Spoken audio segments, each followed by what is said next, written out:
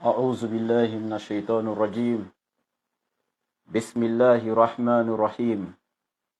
الحمد لله رب العالمين. الحمد لله الذي أرسل رسوله بالهدى ودين الحق ليظهره على دين كله ولو كره المشركون. الحمد لله. Louange à Allah, créateur des cieux et de la terre, le maître de l'univers, maître de l'argile parlante et de l'entité résonante. Nous implorons sa miséricorde, sa grâce infinie, ainsi que son pardon. Ensuite, nous implorons Allah afin qu'il déverse sa miséricorde infinie sur la meilleure des créatures, le prophète Mohammed alayhi salatu wa salam. Chers frères et sœurs en islam, assalamu alaykum bi tahiyatil islam, wa hiya assalamu alaykum wa rahmatullahi wa barakatuh. Je vous salue ici avec la salutation des habitants du paradis, qui n'est rien d'autre que assalamu alaykum wa rahmatullahi wa barakatuh. C'est la meilleure des formules de salutation, celle qui a été prescrite par Allah pour que les enfants d'Adam se saluent les uns les autres avec. Elle incarne la paix, la miséricorde et la bénédiction. Bien, alhamdulillah, nous sommes très heureux, nous sommes très contents de prendre la parole ici ce soir. C'est le mois béni de Ramadan, comme vous le savez tous. C'est un grand mois d'adoration, le mois où toutes les créatures, tous les êtres humains espèrent donc la miséricorde de leur Seigneur, ainsi que sa grâce. Nous, membres de la DDR, avons décidé également de partager avec vous ces moments forts de la spiritualité, ces moments intenses, ces bénédictions, cette grande miséricorde qu'incarne le mois de Ramadan. Nous avons décidé de partager avec vous la parole d'Allah pour qu'ensemble nous puissions vivre, Inch'Allah, ce beau mois de Ramadan, ce mois rempli donc de miséricorde, de pardon, etc. Bien. Vous savez, lorsque le mois de Ramadan approche, comme on le sait tous, les musulmans deviennent très très nombreux. Sincèrement, quand le mois de Ramadan arrive, les musulmans deviennent très très très très nombreux. Il y a des gens, leur islam ne se pratique que durant le mois de Ramadan. Alors sachez que ce n'est pas parce que le mois de Ramadan est arrivé, tu te lèves comme ça, tu commences à jeûner comme ça, tu accompagnes les gens et puis Allah il pardonne tous tes péchés des 11 mois passés. Et puis quand le mois de Ramadan finit, tu retombes encore dans les péchés et ainsi de suite comme ça. Le mois de Ramadan suivant encore, Allah il pardonne tous tes péchés et puis tu reprends encore ainsi de suite. Ce n'est pas comme ça que ça marche. D'abord, pour faire partie de ceux qui vont bénéficier de ce mois, il faut écouter ces enseignements, c'est très important. Nous allons faire ces enseignements tout doucement comme ça jusqu'à la fin du mois de Ramadan. Le peu que Allah nous aura facilité à vous transmettre, nous le transmettrons.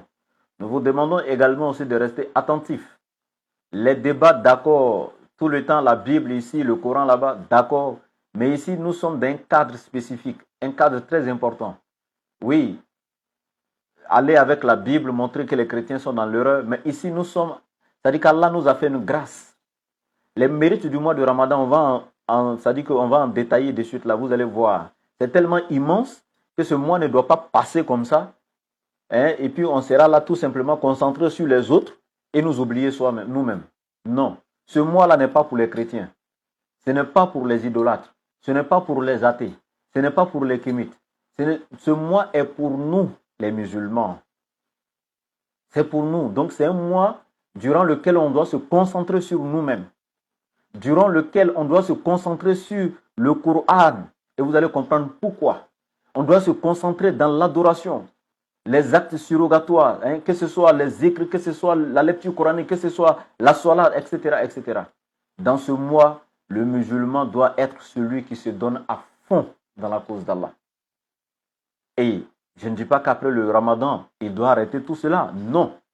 Et vous allez voir les détails, Inch'Allah. Donc, comme je le disais tantôt, il dit effectivement, nous, musulmans, c'est durant ce mois donc, de Ramadan que notre foi devient grande, notre crainte devient grande. Et après le mois de Ramadan, c'est fini. Chacun va qu'à ses occupations. Non. Le mois de Ramadan est un mois qui se prépare depuis avant son arrivée. Et je répète, le mois de Ramadan est un mois qui se prépare depuis avant son arrivée. Et donc, comment il se prépare avant son arrivée? Il faut d'abord un repenti sincère. Il faut un repenti sincère, ce qui est très important d'ailleurs. Il ne faut pas accepter que le mois de Ramadan arrive alors qu'on ne s'est pas sincèrement repenti de tous les péchés qu'on commettait avant. Et ici, j'ai dit le repenti, j'ai ajouté un mot. J'ai dit sincère. Ce n'est pas juste venir formuler des propos de repentance devant Allah, faire le mois de Ramadan espérant que les péchés soient pardonnés et après le mois de Ramadan replonger dans les mêmes choses. Non, ce n'est pas cela. Mais je répète, ça doit être un repenti sincère. Et ce repenti sincère, on va donner un peu les détails. Comment est-ce qu'il se fait? D'abord, pour qu'il soit valide, les conditions du repenti sont 1. Celui qui a commis ce acte ou qui commettait ce péché, lorsqu'il doit se repentir, il doit regretter amèrement tout ce qu'il faisait. Il doit regretter amèrement. Un regret total et profond. Et quand on regrette un acte, ça veut dire sincèrement, on a décidé au fond de ne plus jamais le faire. Et quand on regrette un acte, ça veut dire qu'on a eu mal de l'avoir commis, cet acte. Ça veut dire qu'on n'est pas content de l'avoir commis, cet acte. Ça veut dire qu'on se remet en cause de l'avoir commis, cet acte. Ça veut dire qu'on n'est pas d'accord de l'avoir commis, cet acte. Nous-mêmes là, on se fait palabre ça veut dire qu'au fond de nous, tu te remets en cause, tu te reproches pourquoi j'ai fait ça, pourquoi j'ai fait ceci. Je n'avais pas le droit de le faire. C'est-à-dire, tu dois regretter. Et là, ce regret ne doit pas être sur le bout des lèvres. Ça doit se sentir même dans le cœur, avec de l'amertume. C'est-à-dire qu'une profonde douleur. Donc, un adamu ala mafata. C'est-à-dire, ça doit être clair. On ne peut pas tromper Allah. Tu ne peux pas tromper le Créateur. Donc, voici la première condition du repentir. Il y en a quand on parle du repentir, oui, il vient faire 2 rakas sur la note et Allah, pardonne-moi pour ce que j'ai fait. Et Allah, vraiment, je n'avais pas le droit, je ne veux plus jamais reprendre. Ok, Allah, pardonne-moi. Hein. Et quand il se lève, il va faire pire encore. Subhanallah. On te parle ici d'un regret sincère, d'un regret profond, avec de l'amertume, avec un mal, avec une douleur dans le cœur. Tu te sens, ça dit que tu te fais la reproche pourquoi j'ai posé ce acte-là. Tu te remets en cause. Ça fait un. Deuxièmement, après ce regret, promettre à Allah de ne plus jamais reprendre ce genre d'acte jusqu'au dernier souffle. Voici la deuxième condition de la repentance. Je répète, promettre à Allah de ne plus jamais reprendre ce acte jusqu'à notre dernier souffle. C'est une promesse qu'on fait à Allah. Et celui qui fait la promesse à Allah doit tenir sa promesse. Comme Allah il le dit dans la sourate 5, verset 1er. Ya ayyuhallazina amanu awfu bil uqud. Allah il dit, oh vous qui croyez, vous les croyants, il dit, remplissez fidèlement vos engagements. Donc quand tu t'engages, quand tu fais la promesse en disant à Allah, je ne reprendrai plus ce genre d'acte ignoble. Allah, je regrette amèrement, profondément d'avoir commis l'adultère. Je regrette amèrement et profondément d'avoir menti. Je regrette amèrement et profondément d'avoir tué. Je répète amèrement, je me repens et je regrette amèrement et profondément d'avoir volé. Allah, je regrette d'avoir détourné des fonds, etc., etc.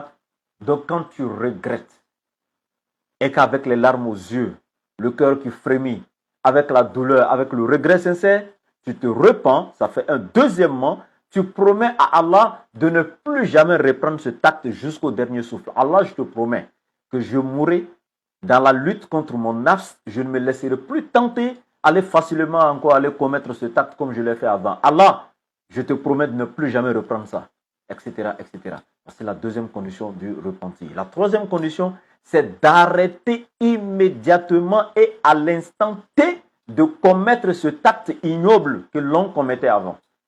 Donc ce péché, cet acte ignoble que l'on commettait, arrêter de le commettre à l'instant T où tu t'es rendu compte que c'était un péché, là, arrêter de le commettre, cet acte à l'instant T. Vous voyez? Arrêter de commettre cet acte à l'instant T. Et c'est pourquoi Allah, la sourate Nisa, la sourate donc des femmes, Allah il va nous dire au verset 17, Innama tawbatu ala Allahi lillazina ya'maluna su'a bi jahalatin thumma yatubuna min qaribin faulaika yatubu Allahu alayhim wa kana Allahu aliman hakiman.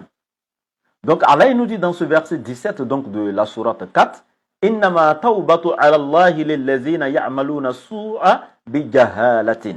Allah dit, Allah accueille seulement, c'est-à-dire que Allah n'accepte ou Allah n'agrée seulement que le repenti de ceux qui font le mal par ignorance. Summa yatubuna min qaribin. Et aussitôt qu'ils aient appris que l'acte qu'ils posaient était un péché, aussitôt ayant été, c'est-à-dire que rappelé, interpellé donc par quelqu'un pour lui, c'est-à-dire que dès qu'il a su que l'acte, que ce soit à travers une conférence, à travers une prêche, etc., etc., quelle que soit la manière, en tout cas, dès qu'il a su que l'acte que je posais était un péché grave, Allah il dit qu'il arrête de le commettre à l'instant T. C'est-à-dire ces personnes-là arrêtent de le commettre à l'instant T. Donc Allah il donne ici les conditions de la repentance. Il dit, Allah n'accepte, il n'agrée, donc il n'accueille le repenti que de celui qui a commis l'acte dans l'ignorance, c'est le verset, dans l'ignorance, et ensuite, après avoir su donc que c'était un péché qu'il commettait, il arrête de le commettre à l'instant T où il a su que c'était un péché. Donc, summa yatubuna min qarib. Il n'attend pas après. C'est pas l'année prochaine, c'est pas l'année prochaine. Donc, toi qui viens à la veille du mois de Ramadan, venir te repentir parce que les ustads ont dit, ah oui, c'est le Ramadan bientôt, que chacun se repent de tous ses péchés afin d'ouvrir, c'est-à-dire que de commencer son Ramadan donc dans la crainte de Dieu, dans la foi, etc., afin d'avoir ses péchés pardonnés, etc. Donc toi, tu viens, du bout des lèvres, tu viens proférer des propos, Allah, je me repens. Et pendant que tu es en train de dire ça, dès qu'il finit son téléphone, c'est sa copine qui l'appelle. Allô, François? Bon, comme c'est le mois des musulmans, je sais qu'il y a des musulmans qui peuvent s'appeler François. Mais Madou, Ibrahim, allô, Isiaka? Tu attends, allô, oui, s'il te plaît, est-ce qu'on ne va pas stopper un peu les appels, les trucs là? Vraiment, c'est le mois de Ramadan. Si le Ramadan finit, moi, je vais te rappeler, je te rappelle après. Lui, il vient de dire à Allah qu'il regrette tous les actes qu'il a passés, qu'il se repent. Mais en même temps, il est en train de dire à celle avec qui il commet le péché ou celui avec qui il commet le péché, ou ses amis qui l'appelaient à aller donc voler poulet des gens au quartier ou quoi que ce soit, en tout cas, tout ce qu'il faisait de mauvais, de méchant, et il va dire non, non, non, c'est le mois de Ramadan, non, on ne peut pas faire ça durant ce mois-là. Donc quand le mois va finir. Donc quand le mois va finir, c'est là qu'il va le replonger encore dedans. Alors qu'il a promis à Allah de ne plus jamais reprendre. Ça, ce n'est pas un repenti sincère. Donc Allah, il dit ici, c'est celui qui a commis l'acte dans l'ignorance et qui, après avoir su que c'était mauvais, se repent à l'instant T, et il ne s'arrête pas là, il dit فَأُولَٰئِكَ يَتُوبُ اللَّهُ عَلَيْهِمْ. Voilà ceux de qui Allah accueille ou accepte donc le repentir. Voilà ceux de qui Allah accepte le repentir. وَكَانَ اللَّهُ عَلِيمًا حَكِيمًا. Et Allah est certes omniscient et sage. Donc, et il continue au verset 18 en disant وَلَيْسَتِ التَّوْبَةُ لِلَّذِينَ يَعْمَلُونَ سَيِّئَاتِ حَتَّى إِذَا حَضَرَ أَحَدُكُمُ الْمَوْتُ قَالَ إِنِّي تُبْتُ الْآنَ. Allah il dit, mais l'absolution du péché n'est point destinée. Ça dit, l'acceptation de la repentance n'est point destinée donc à ceux qui font de mauvaises actions jusqu'au moment où la mort se présente à l'un d'entre eux et qu'il s'écrit, certes, je me repens maintenant. C'est maintenant hein, quand la mort arrive à l'un d'entre eux, hein, c'est là maintenant, tu vas voir, il dit, lorsque la mort se présente maintenant à la personne, c'est là, il va dire maintenant, maintenant je me repens. Allah il dit, c'est déjà tard. C'est maintenant l'ange de la mort a frappé à ta porte que tu dis tu te repens. C'est déjà tard. C'est complètement tard. Ça ne peut plus aller, subhanallah. Et donc, voilà lezina yamutuna wahum kuffarun. Et aussi, l'absolution n'est point faite à ceux qui meurent étant mécréants. Ulaika, Allah dit ceux-là, a'tadna lahum azaban aliman. Donc, nous avons préparé pour eux un châtiment douloureux. Et qu'Allah nous en préserve. Donc la première condition donc, de validité donc, de ton mois de Ramadan, c'est d'abord une repentance sincère.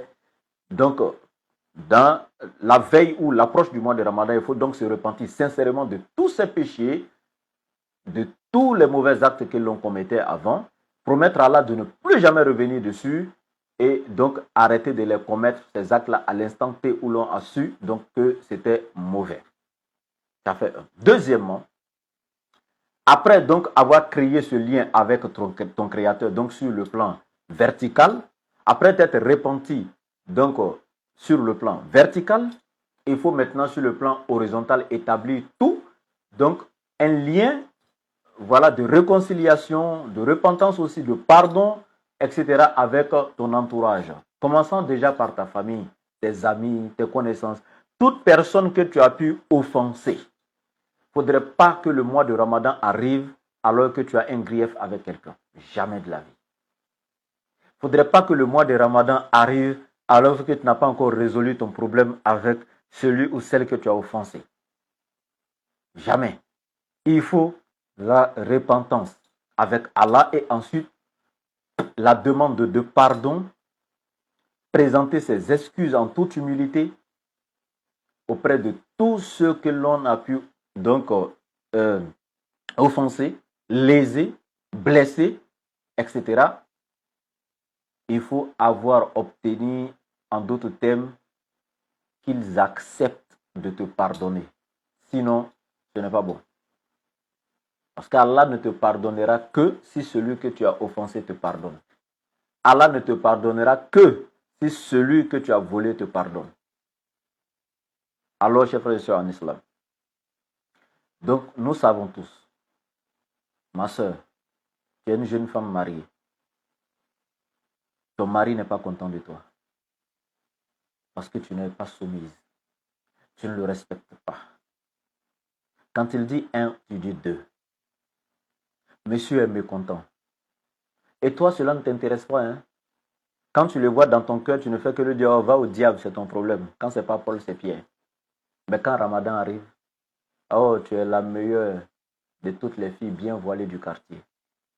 Le voile est tellement grand, la robe tellement grande, jusqu'à le reste est derrière toi en robe de mariage. C'est toi, tu vas à la mosquée, les prières de Tarawi, etc., etc. Ma soeur, tant que monsieur n'est pas satisfait de toi, tant que tu n'as pas fait preuve de soumission et d'humilité, tu n'auras pas l'agrément de ton Seigneur. Tu n'auras aucun mérite durant ce mois de Ramadan. Wallahi, ton foyer est plus grand. Ta soumission à ton homme est plus importante.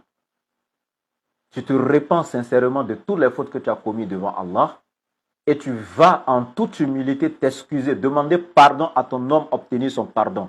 Parce qu'Allah ne te pardonnera jamais tant que ton homme ne sera pas satisfait de toi.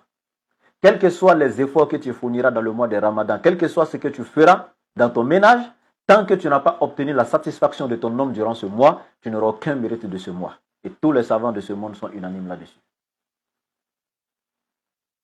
quand tu vois des femmes, comme elles souffrent, comment elles se donnent dans ce mois de pénitence, comment elles luttent, c'est-à-dire elle-même, elle en jeûne, hein, elle a, c'est-à-dire qu'elle a soif, elle a faim naturellement, elle en jeûne, elle est fatiguée, comme tous les hommes.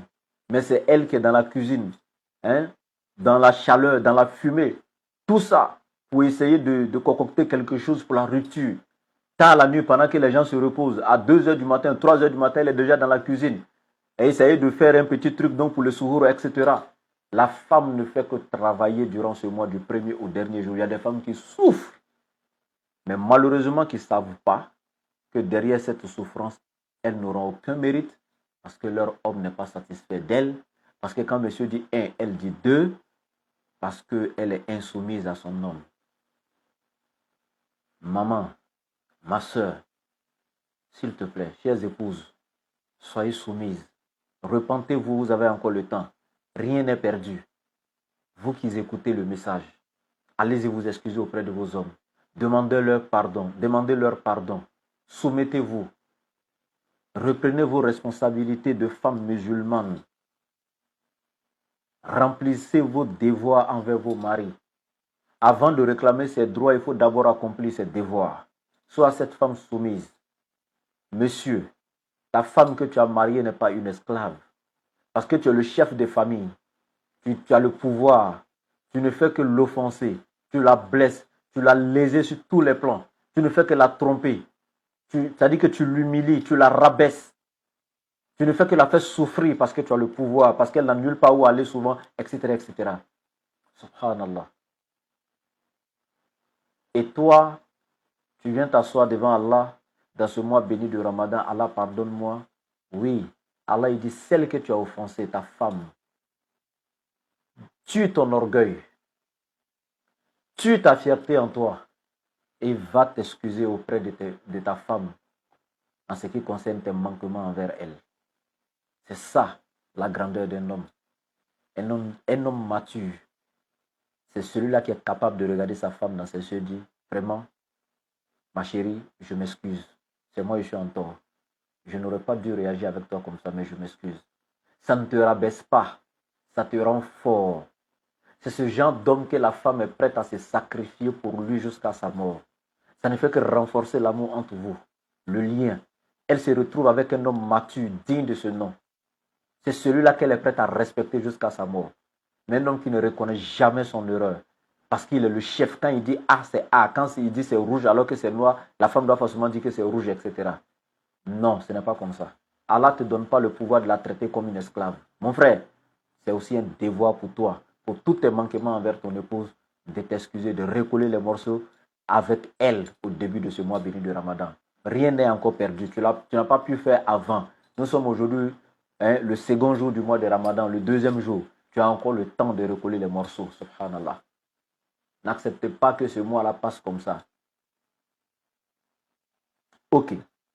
Il arrive que tu as offensé quelqu'un, que tu l'as blessé dans tes propos, tu l'as injurié, etc. Ton orgueil t'a amené, ta fierté t'a amené à blesser une personne, à la rabaisser, à l'humilier.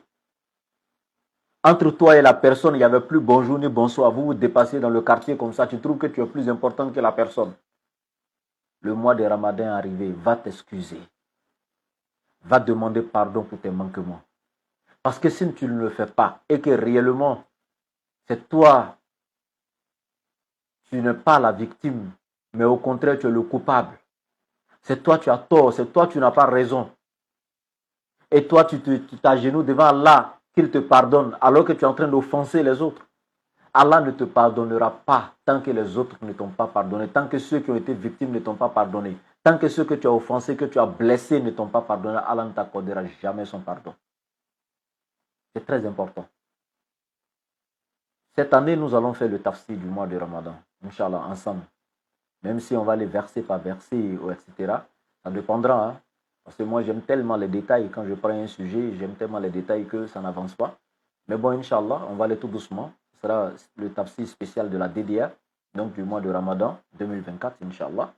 Et avant de rentrer dans le tafsir, dans l'exégèse du Coran, je vais d'abord ici donner ces conseils-là, ce sont des conseils très bénéfiques à tout un chacun d'entre nous. C'est-à-dire que pour fixer les bases d'abord, tout ce qui doit nous permettre donc d'avoir les mérites de ce mois de Ramadan, c'est ce qu'on va essayer d'étaler ici. Donc alors, une fois de plus, chers frères et sœurs, il arrive souvent que toi, musulman, tu es victime toi-même. Tu as été blessé, tu as été lésé, tu as été frustré, quelqu'un t'a fait toutes sortes de mal, ça peut arriver. Mais la personne vient s'excuser, il vient te demander pardon, tu dis jamais. Moi, je ne peux pas pardonner. C'est impossible. Non, j'ai tellement mal, tu m'as tellement blessé, je ne peux pas aussi pardonner facilement. Mon frère, ma soeur, pardonne pour la cause d'Allah. Tu sais quoi? Toi, tu as offensé le Créateur. Et ton objectif dans ce mois béni de Ramadan, c'est d'obtenir le pardon d'Allah. C'est d'avoir son agrément. Mais toi, tu refuses de pardonner aux autres, espérant qu'Allah, lui, te pardonne à toi. Tu vois que ça ne peut pas aller. Je répète, tu refuses de pardonner à ceux qui t'ont offensé, mais toi, tu veux que celui que toi, tu as offensé, qu'Allah, lui, te pardonne. C'est absurde. Tu seras jugé tel que tu juges. Si tu n'es pas miséricordieux envers les autres, celui qui est dans le ciel ne te fera pas miséricorde non plus. Si tu accordes ton pardon aux autres, à tes semblables, c'est dans ce sens-là aussi que Allah t'accordera son pardon. Non? Si, madame, en toute humilité, ton homme reconnaît ses erreurs qui viennent te demander pardon, accepte son pardon.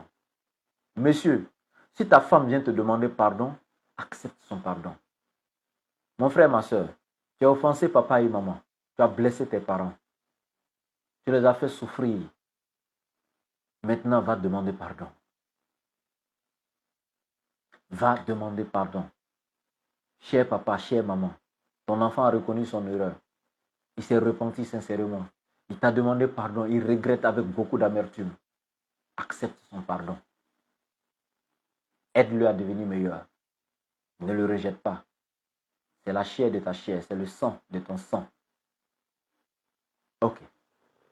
Donc, après la repentance sur le plan vertical, après avoir demandé pardon à notre Créateur, nous devons, une fois de plus, aller donc sur le plan horizontal entre nous et nos semblables, nos amis, nos familles, etc. Établir la paix. Demander pardon à ceux qu'on a offensés et accorder le pardon à ceux qui nous ont offensés. Et après cela, après avoir eu une disposition intérieure positive, donc ainsi pour accueillir le mois donc béni de Ramadan, le véritable musulman, il va d'abord formuler à la veille du Ramadan l'intention du mois béni de Ramadan. Soit il formule l'intention de tout le mois de Ramadan la veille, ou s'il ne le fait pas, il formule l'intention de chaque jour avant le suhour ou à l'heure du suhour, il formule l'intention et ensuite il mange le suhour. Mais il y a un risque dans le deuxième cas. Si tu veux formuler l'intention de chaque jour à l'heure du suhour, le jour où tu oublies de formuler l'intention, ton jeûne ne sera pas valide. Parce que innamal a'malu binniyat wa innama likulli imri'in ma nawa. Donc, les actes ne valent que par leur intention. Quand tu n'as pas donc formulé l'intention donc pour un acte d'adoration, l'acte devient invalide parce que l'intention fait partie des actes obligatoires.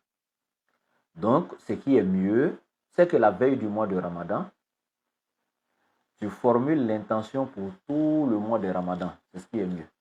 Tu formules l'intention pour tout le mois de Ramadan. Là, comme ça, le jour où tu n'as pas formulé d'intention, tous les jours étaient déjà dans ton intention à la veille du mois de Ramadan. Donc, même si tu n'as plus fait individuellement pour chaque jour, ton mois de Ramadan est assuré. Bien. Et donc, tu formules l'intention, ça peut être dans n'importe quelle langue, en français, en malinké, quelle que soit la langue que tu parles, en français, en anglais, en espagnol, dans la langue que tu veux. La formulation de l'intention n'est pas difficile. juste en quelques mots. Voilà. Que ce soit verbalement ou dans le cœur, alhamdulillah. Seulement, formule l'intention de jeûner tout le mois de Ramadan pour Allah, s'il te donne la santé et la longévité parfaite et les moyens qu'il faut, donc pour jeûner les 30 jours du mois de Ramadan, donc tu lui promets de le faire. Donc, après la formulation donc, du mois de Ramadan, en ce moment, le croyant maintenant est prêt pour entamer le mois de Ramadan. Maintenant, nous allons aller avec les mérites du mois de Ramadan. Vous savez, le mois de Ramadan est un mois béni. Personne parmi les savants sur la terre ne peut détailler les mérites du mois de Ramadan. Totalement, ça n'existe pas. Personne ne peut donner tous les mérites, les citer du mois de Ramadan. On ne dira que ce qu'on sait des mérites du mois de Ramadan. Allah seul connaît les mérites de ce mois. C'est pourquoi tous les actes d'adoration que nous faisons les mois ordinaires, ce sont les anges qui se chargent donc d'écrire les mérites pour nous. En ce qui concerne le jeûne du mois de Ramadan, Allah même dégage les anges et c'est lui qui se porte garant. Sayyidina Jibril alayhi salam, comme il le disait des hadiths authentiques, a reconnu que lorsque un être humain jeûne durant le mois de Ramadan, les mérites sont tellement immenses, il y a tellement de mérites au point qu'il n'y ait aucun ange qui peut donc relever ces mérites-là, écrire donc ces mérites-là, excepté le Créateur seul, Allah lui seul. Les anges même n'arrivent pas à écrire les mérites tellement que ces mérites sont trop. C'est Allah seul qui sait le salaire de cette personne.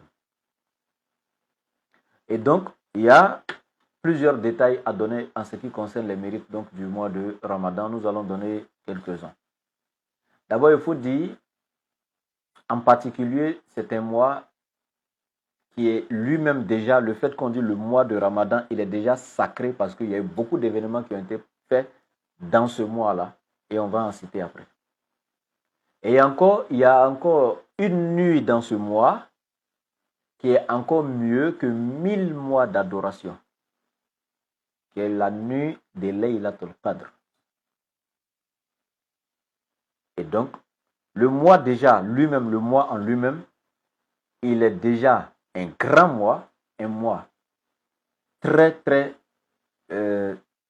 méritant. C'est un mois qui a beaucoup de mérites, etc. Et parce qu'il y a eu beaucoup de grands événements qui se sont passés dans ce mois. Et encore, ce qui a encore fait sa grandeur, c'est qu'il y a une nuit dans ce mois de Ramadan, qui est la nuit de Laylatul Qadr, qui est mieux que 1000 mois d'adoration. Et encore, dans ce mois béni de Ramadan, il y a eu encore la descente du Saint-Coran. Le Coran est descendu durant ce mois béni de Ramadan. Comme Allah il le dit, Shahru Ramadan allazi unzila fihi al-Qur'an. Donc c'est certes durant le mois de Ramadan que le Coran a été révélé. Ça, c'est encore un autre mérite donc, de ce grand mois de Ramadan. Et il y a encore le jeûne maintenant que nous faisons durant ce mois. Le jeûne encore a ses mérites en lui-même et encore dans le mois de Ramadan, ça devient encore plus grand. Donc vous voyez, tout ça, ce sont des mérites donc, du mois de Ramadan. Le jeûne a déjà ses mérites. Dans le mois de Ramadan, c'est encore plus grand. La nuit de Laylatul Qadr est dans le mois de Ramadan. Cette nuit de Laylatul Qadr est mieux que 1000 mois d'adoration et ça fait encore que le Ramadan est encore plus grand. Il y a encore la descente du Coran qui s'est passée durant ce mois de Ramadan. Bien. Alors, le prophète nous dit, alayhi salatu wassalam, celui qui jeûne un seul jour de jeûne, ce jour-là éloigne, si Allah exauce un seul jour de jeûne que tu as jeûné, Allah t'éloigne du feu de l'enfer d'une distance de 70 ans de marche. Je répète, Allah a exaucé un seul jour de jeûne pour toi. Pour un seul jour de jeûne, cela équivaut à une distance de 70 ans parcourus. Une distance de 70 années. C'est-à-dire une année, 2 années, 3 années, 4 années.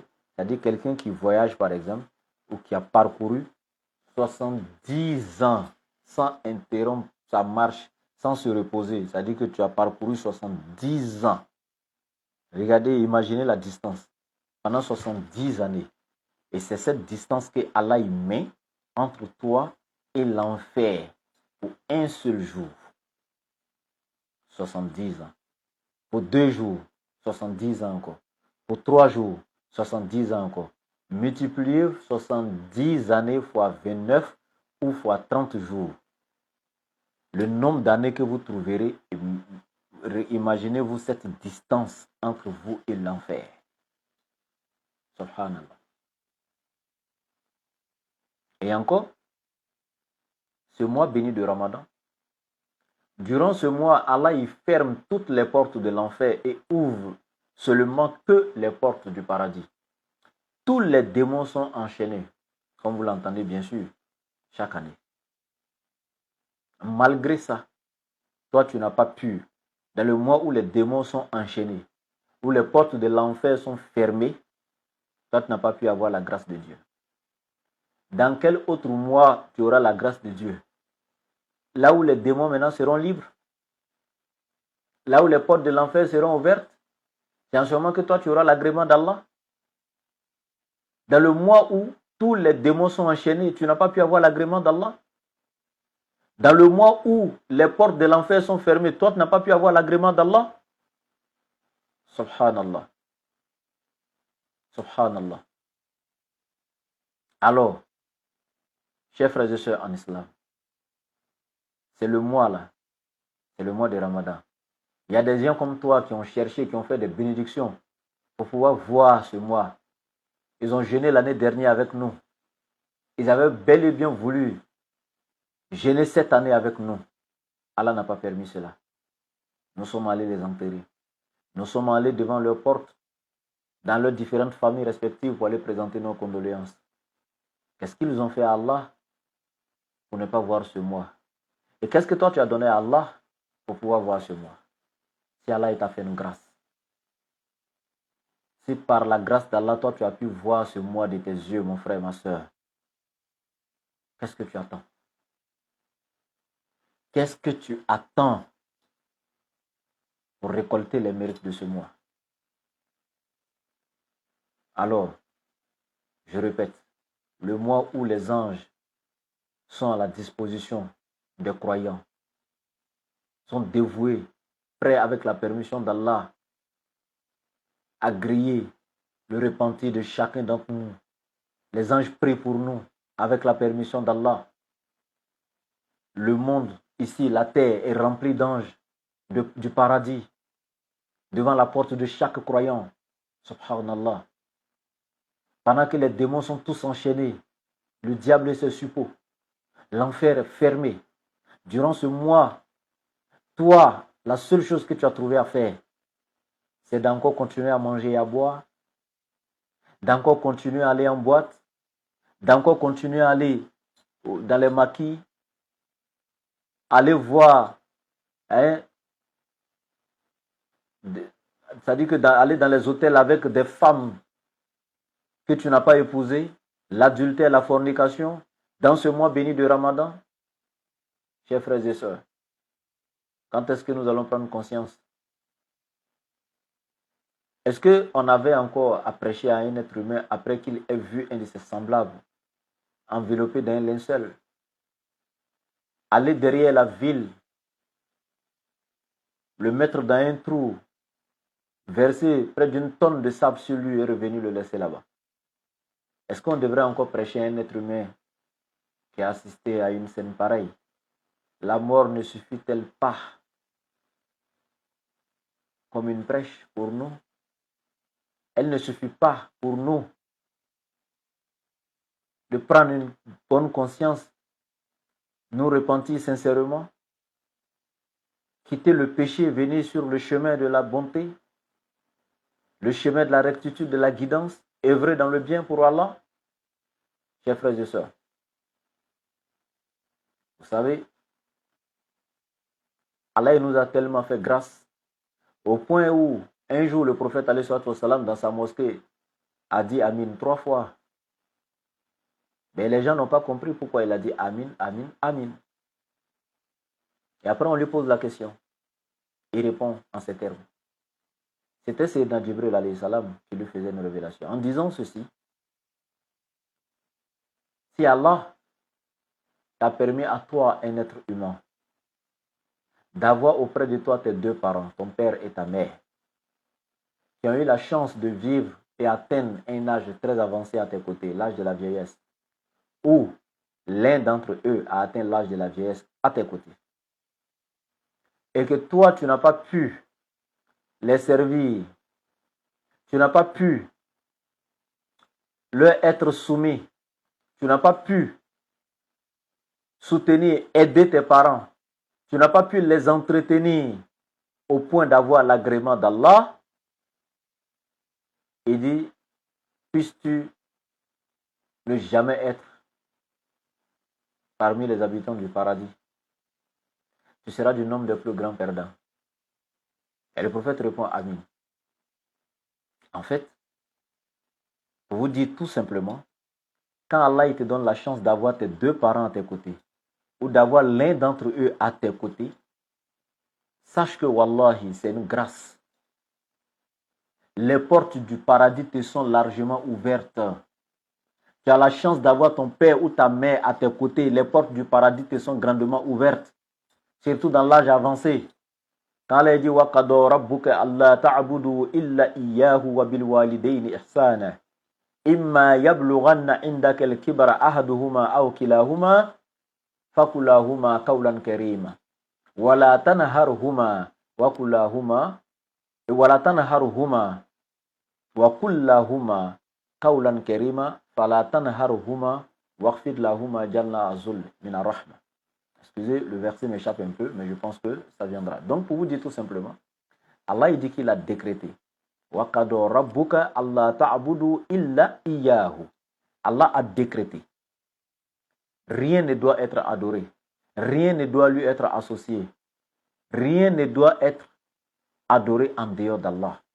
Dans l'adoration, rien ne doit lui être associé également. C'est-à-dire, tu n'adores rien en dehors de lui et tu ne dois rien lui associer également dans l'adoration. Pas d'intermédiaire. C'est Allah seul qui mérite l'adoration. Par pur amour, par reconnaissance et par devoir. C'est Allah seul qui mérite l'adoration. Vous me voyez parler comme ça. Pour ceux qui me connaissent avant, qui savent comment je m'exprime quand je parle, etc. Vous voyez, je suis un peu froid, etc. Je cherche un peu les mots à gauche, à droite. La santé, c'est pas trop ça. Hein. Voilà. Vous voyez, on était déjà en Guinée. Ces 2 jours-là, on a fait 2 semaines de Dawa. Nous sommes rentrés tout fatigués avant-hier. Hier, de la capitale à chez moi, ça fait 731 km que j'ai parcouru dans le car pour rentrer dans la Bagou ici. Je suis rentré épuisé avec beaucoup de courbatures et beaucoup de problèmes encore. Donc, du coup, voilà. Mais c'était déjà une promesse. Il y avait déjà formulé l'intention que durant ce mois de Ramadan, on allait partager ces moments de spiritualité ensemble. C'est pourquoi ce jour-là, je me force déjà donc, à être en direct pour que vous sachiez que les conférences seront faites, le tafsir sera fait durant le mois de Ramadan. Ça n'a pas commencé aujourd'hui, c'est juste une causerie aujourd'hui pour vous donner l'information de ce qui va se passer. Voilà, sinon aujourd'hui, je ne me sens vraiment pas bien, je ne suis pas en forme. Voilà, très très fatigué. Voilà, juste pour vous dire que voilà, il y aura quelque chose à faire durant ce mois avec la DDR. Donc, vous allez toujours vous connecter entre 15h et 17h. Il y aura vraiment beaucoup de nourriture spirituelle, Inch'Allah, beaucoup d'enseignements. Donc, je disais ici comme ça, toi qui as eu la chance d'avoir tes deux parents à tes côtés, toi qui as eu la chance d'avoir l'un de tes parents à tes côtés qui atteint l'âge de la vieillesse à tes côtés, Allah il dit وَقَضَى رَبُّكَ أَلَّا تَعْبُدُوا إِلَّا إِيَّاهُ. Allah a décrété, rien ne doit être adoré en dehors de lui. Mais وَبِالْوَالِدَيْنِ إِحْسَانًا. Et Allah, il exhorte les êtres humains à être bienfaisants. Allah, il t'exhorte à être bienfaisant envers ton père et ta mère. S'ils ont atteint l'âge de la vieillesse à tes côtés, même tout jeune, en tout cas, tant que tu es avec ton père et ta mère, Allah, il dit d'être bienfaisant envers tes parents. D'être bienfaisant envers eux ne veut pas dire seulement avoir l'argent pour leur donner. D'aucuns disent non, Moi, je n'ai pas beaucoup d'argent, je n'ai pas encore réussi dans la vie, je n'ai pas encore un travail pour prendre un salaire, donc actuellement, je peux m'occuper de mon père et de ma mère. Ce n'est pas vrai, c'est archi faux. Pour t'occuper de ton père et ta mère, tu n'es pas obligé d'avoir des millions, tu n'es pas obligé d'être un salarié, etc. Non. Même le fait de venir tout simplement t'asseoir, poser avec papa, avec maman pour leur donner la joie, etc. Leur faire entendre de belles paroles, leur montrer que tu les aimes. Hein? Poser des actes à la maison qui vont les détendre, qui vont apaiser leur cœur, qui vont les amener à savoir que j'ai un enfant vraiment mature, un enfant béni, un enfant respectueux, un enfant soumis. C'est de ça qu'il s'agit. Quand tu sais que papa n'aime pas ci, papa n'aime pas ça, tu t'éloignes de ces actes-là en même temps immédiatement. Maman n'aime pas telle chose, tu t'éloignes. Voici ce que papa et maman aiment. Avant qu'ils se prononcent même là, ils doivent venir trouver que tu as déjà fait ce qu'ils aiment déjà. Ils sont contents. Tu as un petit temps, tu prends d'abord, tu ne fais que tu désherbes un peu la cour, tout ça. Tu laves la voiture de papa. Hein, tu scies ses chaussures avant qu'ils ne demandent, etc., etc. Donc, tu peux être bienfaisant avec tes parents sans leur donner 5 francs. Et ça, les parents ont besoin d'un enfant comme ça, plutôt qu'un enfant qui leur donne l'argent, mais qui s'en fout de tout ça. Il n'accorde pas assez d'attention, etc. Il est toujours parti. C'est que des dépôts qu'il fait souvent, des transactions d'argent envers les parents. Non. Les parents veulent la chaleur de leurs enfants à côté. Donc, et toi, un enfant à qui Allah a donné la grâce d'avoir tes deux parents ou l'un d'entre eux à tes côtés et que toi, tu n'as pas pu bénéficier d'eux et toi, tu n'as pas pu avoir le paradis, c'est que c'est fini. C'est-à-dire, toi, il n'y a plus rien qui peut te donner le paradis. Parce que c'est la clé du paradis qu'Allah t'a offert comme ça. Il ne fait pas ça à tout le monde. C'est une grâce. Toi, ton père et ta mère sont encore vivants, ils sont à côté de toi. Et toi, tu n'as pas pu avoir accès au paradis, ce n'est pas la peine. Subhanallah. Sayyidina Jibril même a étonné. Rasoul, le prophète alayhi salam même a étonné de toi. Tu n'as pas pu avoir le paradis. Subhanallah. Et encore, il va dire, le prophète alayhi salam. Il continue. Le deuxième amin était destiné à qui? Celui qui a eu la chance de vivre un mois de Ramadan. Un mois de Ramadan entier. Toi, tu as eu la chance de vivre un mois de Ramadan entier sur cette terre. C'est-à-dire 30 jours. Le mois de Ramadan, tu as eu la chance. Allah, il t'a donné ça.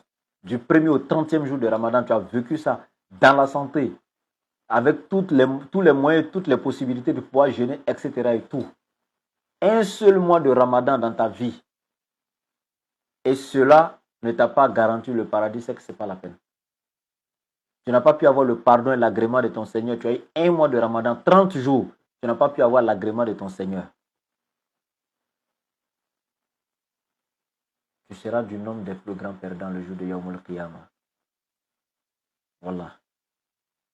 Et le troisième groupe de personnes, toi auprès de qui le nom du prophète a été prononcé, Muhammad, et toi tu n'as pas pu dire sallallahu alayhi wa sallam, tu es le plus pire de tous les avares sur la terre. Tu es avare. Ici, là, on ne te demande pas de donner l'argent. On ne te demande même pas de donner un matériel ou quoi que ce soit. Juste remuer les lèvres. Alayhi salatu wa salam wa sallallahu alayhi wa sallam. Tu n'as pas pu prononcer ça. C'est assez. Ce qu'on te demande là. C'est de trop. Subhanallah. Implorer la paix et la bénédiction d'Allah à l'endroit de son messager. C'est de trop ce qu'on te demande là. Tu n'as pas pu. Toi, tu es du nombre des plus grands perdants le jour de Yawm al-Qiyamah. Subhanallah. Donc, face à Allah, que nous ne soyons pas entre ces trois groupes de personnes. Alors, mon frère, ma soeur, si c'est un seul mois de Ramadan, ici, là, on te dit que si tu as eu un seul, même si Jibril est étonné de toi que tu n'as pas pu avoir l'agrément d'Allah. Et toi, tu as déjà eu combien de mois de Ramadan? Combien de mois de Ramadan tu as déjà eu, mon frère, ma soeur? Vous savez, il ne faudrait pas qu'on se mente. Il ne faudrait pas qu'on se dorlote, il ne faudrait pas qu'on se flatte, il ne faudrait pas qu'on se trompe. Disons-nous la vérité.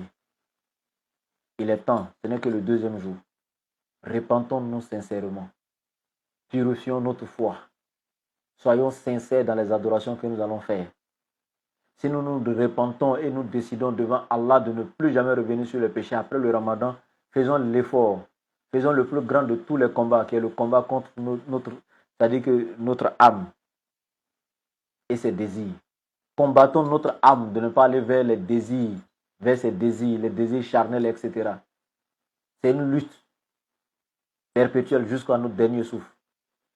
Nous devons nous interdire ces actes ignobles, arrêter tous les péchés que nous commettions avant, afin que Allah puisse nous agréer. Donc, le mois de Ramadan, une fois de plus, est un mois béni. Et encore durant ce mois de Ramadan, de chaque journée du mois de Ramadan, il y a plus de 600 000 anges. 600 000 anges avec la permission d'Allah qui ne font que prier pour ceux qui ont jeûné durant la journée. La nuit encore, il y a encore un autre groupe. La journée, il y a un groupe, la nuit, il y a encore un autre groupe. Chaque jour de Ramadan, 600 000 anges ne font que prier pour que Allah pardonne à tous ces jeûneurs, à tous ceux qui ont jeûné dans la sincérité, qui ont adoré Allah dans ce mois dans la sincérité. Subhanallah. Très important, chers frères et sœurs. Très, très important. Vous voyez un autre grand mérite du mois de Ramadan. Alors que les bénédictions d'un ange, les prières d'un ange sont forcément acceptées. Parce que ceux-là ne vivent pas dans le péché, ils sont purs. Et quand ils implorent Allah, Allah les exauce. Et toi, tu as eu la chance, les anges prient pour toi. Mais le problème pour toi, c'est que tu as gêné parce que si tu n'as pas gêné à la maison, ils vont dire, ah, c'est le seul qui n'a pas gêné. Il y en a même quand le Ramadan arrive là, quand ces proches là, ils sont déjà fâchés. Même quand ils causent un peu avec quelqu'un, ils disent, oh, ah, le mois là est arrivé encore. Tiens, ça là, c'est pas facile, hein. Je vous assure. Je vous assure. C'est-à-dire, il est là, il est triste d'une manière, tu sens qu'il n'est pas jovial. En fait, tu sens que c'est un poids pour lui. Tu sens que c'est un poids. Lui, Ramadan arrive là où les véritables croyants sont contents. Mais lui, il n'est pas content en fait d'accueillir ce mois. Donc quand il jeûne là, c'est par contrainte. Mon frère, toi tu n'as pas les mérites de ce mois. Et puis le mois là ne t'a pas été donné. C'est pas à toi qu'elle a donné. Parce que tu ne fais pas partie des croyants. Si tu es un croyant, le croyant n'est pas comme ça. Lui, il est plutôt content. Lui-même n'a même pas envie que le mois de Ramadan finisse. C'est ça le véritable croyant. Donc, le mois n'a pas été donné aux hypocrites, aux paresseux dans l'adoration, non. Ou à ceux qui se sentent esclaves dans la religion musulmane, ceux qui pensent qu'Allah leur a imposé, et donc, etc. Non. Allah, il dit ceux qui font les actes d'adoration par pur amour. Je dis bien par amour, par reconnaissance et enfin par devoir envers leur créateur. Voici les véritables croyants. Subhanallah. Voici les véritables croyants. Donc, mes frères et sœurs, ce mois béni, tu dois l'accueillir avec joie, avec amour, sans stress. Tu dois être heureux que ce mois ait vu jour, que tu aies vu le jour de ce mois-là. Tu as vu hier, tu as vu aujourd'hui, demain encore, après-demain, Inch'Allah, jusqu'à ce que les 30 jours du Ramadan finissent. Remercie Allah, sois heureux. Donc, ce mois, Allah il nous a bénis tellement que c'est toute une miséricorde pour nous. Et je vais m'arrêter là, je sens que ça ne va pas. Je ne vais pas forcer, ça ne va pas. Je vais chercher à me soigner d'abord tout simplement. Demain, on va continuer le tafsir. J'essaie de forcer là, mais je sens que ça ne va pas. Mais bon, voilà. Inch'Allah, on va prier. Besoin de vos doigts pour récupérer. Hein, voilà. Vous savez, la tournée qu'on a fait avec le docteur Abdul Majid en Côte d'Ivoire, je venais juste de finir une opération, pour ceux qui avaient eu l'information. Et j'avais 3 mois, logiquement, si je suivais les conseils des médecins pour me reposer. Mais je suis tellement têtu, surtout quand il s'agit de la dawa. J'aime pas me croiser les bras, hein, parce que là, ça fait partie de mon traitement. Et donc, je crois que c'est le 37e jour de l'opération, c'est-à-dire juste 1 mois, 1 semaine, le 37e jour. Moi, j'ai fait ma valise pour rentrer sur Abidjan. Et le 2 décembre, on a accueilli le docteur Abdul Majid à l'aéroport. J'étais son chef de protocole pour ceux qui suivaient la tournée. Et on a fait 2 mois, 20 jours avec lui. 2 mois, 20 jours. Ouais, pour quelqu'un qui vient de s'élever d'une opération. Et en tant que chef de protocole, vous imaginez tout ce que ça implique, le stress et voilà. Donc, l'organigramme que tu dois suivre, voilà, etc. Donc, c'était pas facile, quoi. Et juste après, le docteur est parti le 21 février, là. Et le 22, on a fait le mariage encore de notre fille Natacha Yanouch, la fille biologique d'Oustas Diané. Et moi qui étais encore parrain. Donc, le 26, nous sommes envolés pour la Guinée. On l'a juste accompagné et fait encore la dawa pendant 2 semaines pour ceux qui nous suivaient, des débats et des conférences. La dernière conférence s'est faite même encore le jour où on devait rentrer à Abidjan, avant-hier, le 10 dimanche. On a été au Palais des Peuples en Guinée pour faire donc une conférence sur la place du musulman dans la consolidation d'une société paisible. Et après la conférence, c'est moi qui l'ai animé. Après la conférence encore, nous sommes allés directement à l'aéroport. On a pris le vol pour venir sur Abidjan. Et hier, j'ai pris encore le car 731 km d'Abidjan jusqu'à chez moi dans la Bagouille. Je suis très, très épuisé. Vous voyez, depuis combien de mois il n'y a pas eu de repos? Pas une semaine de repos. Donc, voilà, ce qui est normal. Et comme je disais, le direct d'aujourd'hui, c'était pour vous prévenir que, Inch'Allah, à partir de demain, les tafsirs vont commencer sérieusement. Le rappel du Ramadan va commencer. Sérieusement, on va faire l'exégèse du Coran tout doucement. Et Inch'Allah, restez donc connectés. Soyez-en sûrs. Les enseignements seront de taille, Inch'Allah, avec beaucoup de détails pour vous édifier, Inch'Allah. Pour qu'ensemble, nous puissions avoir donc les mérites de ce mois, les mérites du Coran, etc., les mérites du jeûne, donc afin qu'Allah puisse nous agréer, Inch'Allah. Et nous vous demandons de ne pas oublier de soutenir la DDR dans la construction du complexe islamique pour l'encadrement des convertis. Surtout ça. Toi à qui Allah a fait grâce, que toi, tu as au moins un billet de 2000 francs, 5000 francs dans ta poche, pense à donner 1000 francs pour la cause d'Allah, pour le complexe. Oustaz Diané organise des émissions, un internaute 1000 francs, un internaute 1000 francs. C'est-à-dire les 1000 francs CFA là, tu les donnes sans considérer, mais alors que pour juste 1000 francs que tu as donné pour participer à un édifice, rien que pour Allah, Allah il prend la garantie de te construire dans le paradis une demeure. Subhanallah. On ne te demande pas de donner des millions forcément. Celui qui en a la capacité de le faire, qu'il le fasse. Toi qui as 1000 francs, il faut donner. Toi qui as 500, il faut donner. Toi qui as 2000, il faut donner. Toi qui as 5000 francs, il faut donner. On ne dit pas, nous, la DDR, de nous donner pour qu'on construise nos maisons à nous, pour qu'on vienne faire les dépenses de nos familles à nous. Ce n'est pas ce qu'on vous demande. Le jour où on va vous demander ça, ne donnez pas. On n'est pas venu s'enrichir. On vous demande de donner à Allah et pour la cause d'Allah. Vous êtes nombreux à nous suivre dans le monde entier. Vous êtes nombreux à nous dire, ah vraiment Oustaz, je suis fier du travail que vous faites. Nous, on n'a pas eu la chance d'être comme vous, on n'a pas eu la chance d'avoir la connaissance. Nous, on n'a pas eu la chance de pouvoir faire la dawa. Vraiment, nous sommes très contents. Oui, tu n'as pas eu la chance de faire la dawa. Nous, on a eu la chance de faire la dawa. Maintenant, nous, à travers nos dawa, à travers nous, Allah a décidé de toucher des milliers de personnes qui sont converties à l'islam. La DD a fait plus de 2000 et quelques convertis aujourd'hui dans le monde. Donc, nous, on a fait notre part. Ils sont maintenant convertis. Toi, maintenant, à qui Allah a fait la grâce, tu arrives à avoir un peu d'argent pour subvenir à tes besoins jusqu'à garder un peu en banque. Toi qui es fonctionnaire, toi qui as un salaire, toi qui arrives à bouger un peu avec quelques petits millions, nous, on te demande de jouer ta part. Tu n'as pas pu faire la dawa? Ok. Nous, on a fait la dawa. On a joué notre part. Par nous, Allah a agréé et il a aidé beaucoup de personnes qui sont devenues musulmans. Maintenant, nous, on est venus vers vous. Aidez-nous à au moins construire un complexe, un centre où on va encadrer ces personnes-là de sorte que le diable ne vient plus les reprendre pour aller dans le péché.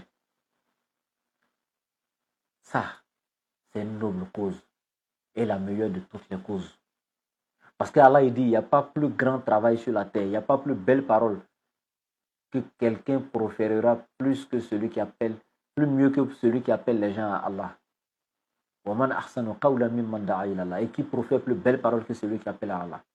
Alors si l'acte de la dawa, l'acte d'appeler les gens à Allah, celui qui profère ces paroles d'appel à Allah, si ce sont les plus belles paroles, alors sachez que ces paroles qui sortent là, c'est l'appel à Allah. Et on appelle qui à Allah? Les êtres humains. Et quand ces êtres humains se convertissent, toi qui participes à leur encadrement, à leur soutien, pour qu'ils puissent être maintenus et rester dans la foi musulmane, quel est ton salaire auprès d'Allah? Surtout que nous sommes dans ce mois de Ramadan. Est-ce que tu sais par lequel de tes actes Allah sera prêt à te pardonner tous tes péchés? Sais-tu par lequel de tes actes Allah te donnera le paradis? N'a-t-il pas dit dans la sourate 28, verset 77 et suite? Achetez le paradis, la dernière demeure avec ce qu'Allah vous a confié. Allah il dit ce qu'il t'a donné comme bien, ce qu'il t'a confié comme bien là, de prendre et puis tu vas acheter la dernière demeure avec. Subhanallah. On dit, mon frère, ma soeur, 1000 francs, un internaute 1000 francs, ça j'ai fait l'émission, un internaute 1000 francs. Toi qui as 5000, toi qui as 10 000, toi qui as 1 million, toi-même qui peux construire le centre pour donner à Allah, fais-le. C'est pour Allah et non pour les hommes. Et très sincèrement, Wallah, tu auras ta récompense auprès d'Allah. Donc, Inch'Allah, demain, nous allons commencer l'exégèse du mois de Ramadan, du Coran, et en même temps, sensibiliser les gens donc, pour la participation, pour leur participation, donc pour le complexe. Et vous qui nous suivez, même toi qui n'as pas les moyens de donner 5 francs, ou toi qui as les moyens et qui a déjà donné même 1000 francs déjà, ou qui a déjà donné 5000 francs, tu dois aller encore faire la sensibilisation de ceux que tu connais dans ton quartier, dans ta famille. Dis-leur, donne-leur l'information. La DDR est en train de construire le complexe islamique pour l'encadrement des convertis. Demande à tes frères, à ta famille, à tout le monde de venir participer, d'aider. C'est aussi ta contribution. Tu ne peux pas faire la dawa. Tu ne peux pas aller convertir les gens à l'islam. Oui. Mais toi, il y a une dawa que tu peux faire. Tu peux aller voir tes frères musulmans, les sensibiliser. Et venez soutenir la DDA, construire le complexe pour la cause d'Allah.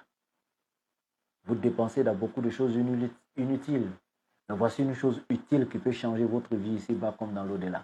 Qui peut vous donner le paradis. Qui peut faire que Allah va pardonner à tous vos péchés que vous avez commis.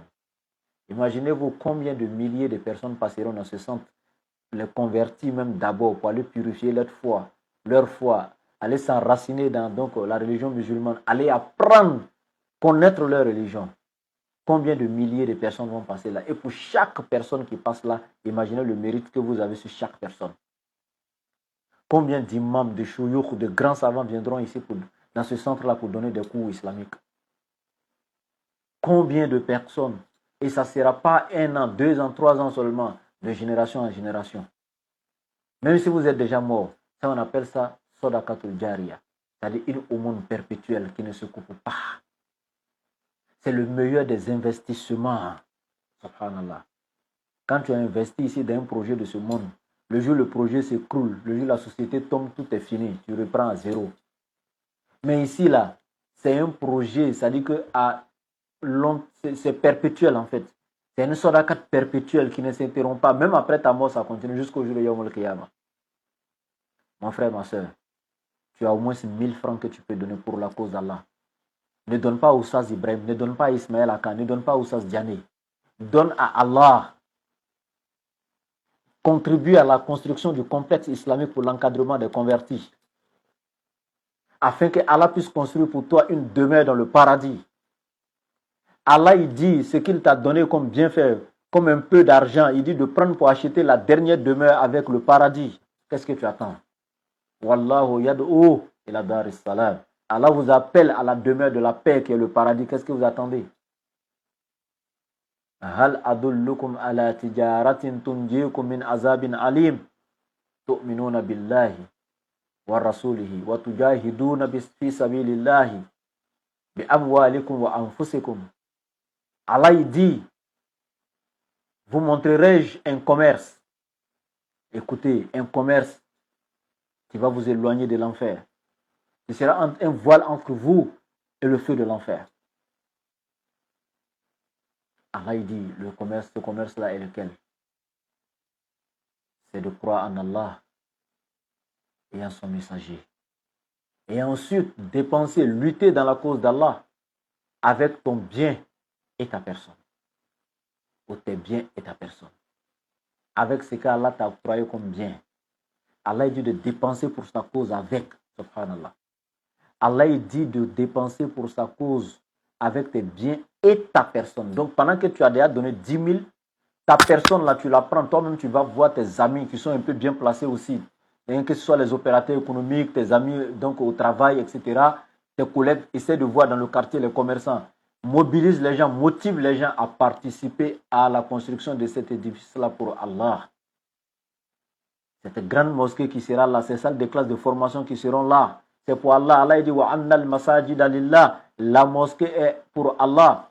Mon frère, ma soeur, toi dans le péché, tu arrives à enlever des centaines de mille c'est-à-dire que tu envoies à tes copines que tu utilises pour tromper ta femme, tes maîtresses dehors. Tu fais des dépôts de 500 000, d'1 million. Subhanallah. Tu dépenses dans des choses inutiles, dans le péché. Voici une occasion pour qu'Allah te pardonne. Répands-toi sincèrement. Viens dépenser maintenant dans la cause d'Allah. Viens dépenser dans la cause d'Allah. Ce n'est pas encore trop tard. Rien n'est perdu, rien n'est gâché. C'est un devoir pour tout musulman. Tant que ce message-là t'a atteint, tu as entendu de tes oreilles qu'il y a plus de 2000 et quelques personnes que la DDA a pu répertorier, qu'elle a converti. Et qu'il y a encore des milliers de personnes que la DDA continuera à convertir dans le monde.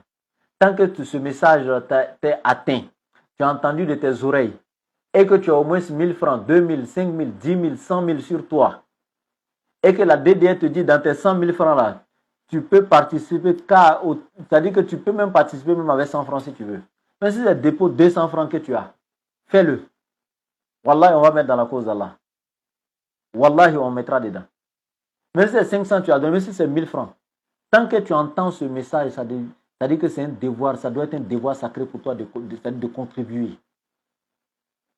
Je répète, ce n'est pas pour nous. On te dit que c'est pour Allah. Si nous, on vous ment, si on vous dit que c'est pour nous et qu'on met dans des choses qui n'ont rien à voir avec le complexe, qui n'ont rien à voir avec la religion, Allah nous frappera ici-bas comme dans l'au-delà. Nous serons humiliés ici-bas comme dans l'au-delà. Et le jour de Yawma al-Qiyamah, où Allah dit, Yawma tubla sara'ir, le jour où Allah il divulguera tout ce qui est caché, toutes les choses cachées. Tout sera éparpillé, tout sera mis à nu. Nous sommes conscients que ce jour-là, ça sera le jour de la grande humiliation. Tu t'imagines, devant tout le monde entier, ils vont présenter Oussaz Ouattara, ils vont présenter Ismaël Aka, ils vont présenter Oussaz Diané. Et Allah, il va dire, pourquoi avez-vous trompé les gens? Pourquoi avez-vous menti aux gens que vous alliez faire collecte de fonds pour la construction d'un centre pour ma cause? Et vous avez pris cet argent, vous vous êtes partagé. Vous avez vécu dans le luxe ici-bas, payé de belles voitures, construit de belles maisons. Imaginez-vous, ce jour-là, nous sommes présentés devant toute l'humanité. Depuis Sayyidina Adam jusqu'à la dernière personne sur la terre. Regardez la grande humiliation de ce jour. Pensez que nous, on ne médite pas? Pensez que nous, on ne réfléchit pas? Pensez qu'on est prêt à affronter cette honte? Nous craignons notre Seigneur. Subhanallah. Nous craignons notre Seigneur. On préfère mourir de faim que d'enlever 5 francs dans ce que vous allez donner pour la cause d'Allah. Wallahi. Nous préférons mourir de faim. Il y a des gens qui appellent. Ah, Oustaz, on te fait un dépôt de 100 000, c'est pour ma contribution pour le centre. Mais j'ajoute 50 000 dessus, c'est pour toi-même personnellement. On prend les 50 000 comme ça. Sans enlever 5 francs dans les 100 000, malgré le besoin, l'urgence qui est là. 5 francs, on n'en est pas. C'est pour la cause d'Allah, wallahi. Alors, une fois de plus, chers frères et sœurs, si on a eu le courage d'arrêter tout dans la vie, sachant on aime l'argent comme certains, on aime le matériel de ce monde, qui nous empêche d'aller chercher le matériel? Moi, personnellement, personne ne m'empêche. Et l'islam ne t'empêche pas d'arrêter de travailler. Mais nous sommes imposés, c'est un devoir pour nous, de nous consacrer qu'à ça. Imiter les prophètes et les messagers. Nous nous sommes donnés. Sachant qu'on aime le matériel, on peut arrêter ce travail-là tout de suite, la dawa, et puis aller, comme tout le monde, chercher l'argent. On a décidé de s'investir dans ça. Si on a pu, c'est-à-dire malgré tous les problèmes de ce monde, malgré la cherté de la vie, sans l'argent, on ne peut rien faire. Maintenant, on a décidé de se consacrer qu'à la dawa. Et si vous savez les épreuves que nous traversons dedans, le besoin qu'on a, mais on va de pays en pays, de ville en ville, partout, on se décarcasse, on transmet. Oui, nous ne sommes pas en train de dire comme des complaintes que nous faisons. Non, c'est une fierté pour nous, c'est un amour. Comme je viens de vous dire, on s'est imposé ça parce qu'on aime ça, on est fiers de ce que nous faisons, fiers d'imiter les prophètes. C'est-à-dire que on a choisi, comme Allah dit dans la Sourate 3, verset 104, que ce soit issu parmi vous un groupe de personnes qui appellent les gens au bien. Et nous, on a décidé d'être parmi ces groupes de personnes qui appellent les gens au bien. Et comme Allah nous dit encore dans le Coran, qui profère plus belles paroles que celui qui appelle Allah. Et nous avons décidé d'être parmi les meilleurs des personnes, ceux qui profèrent les plus belles paroles sur la terre. Donc nous ne regrettons rien, mais je vous le dis pour vous dire quoi? Et tout ce que nous faisons, si on a pu sacrifier beaucoup de choses dans la vie, rien que pour la cause d'Allah, Ce n'est pas juste pour quelques centaines de mille francs, quelques 1 million, 2 millions que nous allons venir ternir, détruire tout ce qu'on a construit dans la dawa entre nous et Allah. Subhanallah. Nous prions chaque jour qu'Allah nous éloigne de la fitna, de l'argent, de la femme, de toutes les tentations de ce monde. Et que nous soyons des ouvriers actifs, des musulmans sincères dans la dawa, rien que pour la cause d'Allah. Tout ce que nous faisons, nous prions à Allah afin qu'il nous détourne de tout acte de fierté, de prétention, d'orgueil et que nous ne fassions rien de façon ostentatoire, rien que dans l'humilité. Wallahi. Donc, une fois de plus, chers frères et sœurs, contribuez. Nous, on a fait ce qu'on devait faire. Vous êtes responsables. Hein? Vous avez entendu le message. Il y a des gens qui souffrent, qui se convertissent. Des milliers de personnes, nous, on va les héberger où? On va les former où? Ils ont rempli des groupes WhatsApp qu'on a ici. On essaie de faire, mais ça ne peut pas comme les enseigner en face, en réalité. Et ceux parmi eux qui n'ont pas les moyens pour avoir toujours la connexion, etc. Aidez-nous à construire ce centre-là pour la cause d'Allah. Nous, on fait ce qu'on peut faire. Faites ce que vous pouvez faire. C'est un devoir pour chacun d'entre nous de contribuer à la réalisation de cet édifice-là, rien que pour la cause d'Allah. Vous avez ici dans la description du direct les contacts sur lesquels vous pouvez faire les dépôts pour votre contribution. Vous avez les différents contacts qui sont affichés. Alors, chers frères et sœurs, parmi les contacts qui sont affichés, vous allez voir donc les contacts de Oustaz Diadé, donc de la DDR. Voilà, pour tous ceux qui veulent contribuer donc, à la construction du centre. Vous avez tous les contacts dans la description là-bas. Il y a le Orange Money, il y a MTN Money. Vous avez donc l'Orange Money et Wave en même temps, qui est le 225, plus 225, hein, le 07 47 32 04 55. Je répète, plus 225, le 07 47 32 04 55. C'est Orange Money et Wave en même temps. Vous avez aussi le plus 225, le 05 05 40 86 85 disons. C'est le MTN Money et Wave. Je répète, le 05 40 86 85 à la fin. Le plus 225, le 05 05 40 86 85 MTN Money et Wave en même temps. Et le plus 225, le 01 43 66 33 44, le Move Money Flows. Je répète, plus 225, le 01 43 66 33 44, Move Money Flows. Donc vous verrez tous les numéros donc, dans la description de la vidéo en haut, dans le titre donc, de la vidéo en haut. Donc comme je vous disais, c'était juste un peu de rappel et vous informer qu'il y aura le tafsir de Ramadan cette année. Je répète encore une fois de plus pour ceux qui viennent de se connecter. Il y aura le tafsir donc, de Ramadan, l'exégèse du Coran durant ce mois de Ramadan. On va donc vivre ces moments de spiritualité intense donc, ensemble cette année. Et en même temps, n'oubliez pas la contribution donc, pour la construction donc, du complexe islamique de la DDA pour l'encadrement donc, des convertis. Et ici, mon numéro personnel du laboratoire, ceux qui me contactent souvent pour les questions, etc. Donc, le numéro personnel donc, WhatsApp de la DDA Bagoué, donc c'est le plus 225, les 07 09 01 93 47. Je répète, le numéro personnel de la DDA Bagoué, le laboratoire, le plus 225, le 07 09 01 93 47 à la fin. Bien, je m'arrête là. Sur ce, on sera demain. Rendez-vous pour les enseignements de taille, Inch'Allah. Demain, Inch'Allah, je serai en forme et on fera donc les bonnes choses. Salam alaikum wa rahmatullahi wa barakatuh.